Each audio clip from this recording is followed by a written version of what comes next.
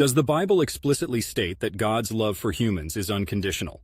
This question treads into deep theological waters that have ebbed and flowed with various interpretations over centuries.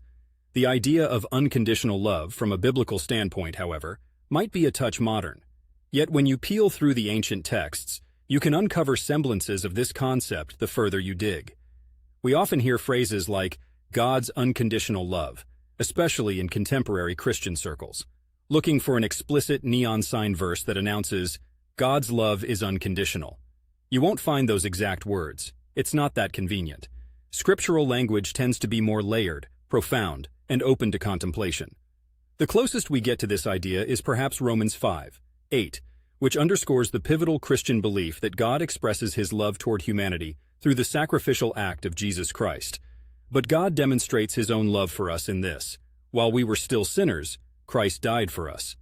The emphasis here is on the notion that this divine act occurred irrespective of the moral state of humanity. Then there's the parable of the prodigal son in Luke 15:11-32, which showcases a father's love that does not wane regardless of the son's actions.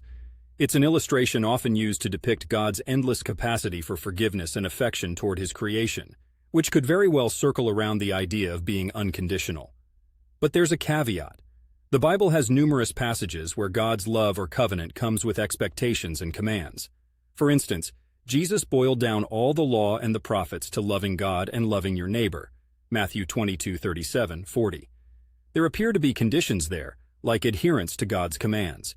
The conversation stretches even further when considering the various covenants described in the Bible, many of which have specific stipulations. It ranges from Noahic promises to Abrahamic contracts, Mosaic law, and the New Covenant through Christ, all carrying particular terms.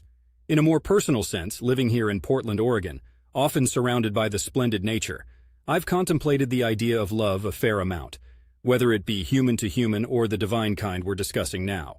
Unconditional love feels akin to how the sun blankets everything without discrimination. The rain nourishes both the just and unjust, to riff off of Matthew 5:45.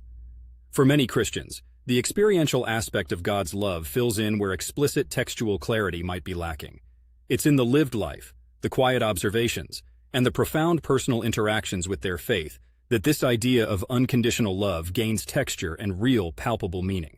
So, while the term unconditional may not be found side by side with love in a biblical index, the overarching narrative of the Bible hints towards a love that transcends human standards and conditions, a love that is, in a sense, radical in its reach and scope.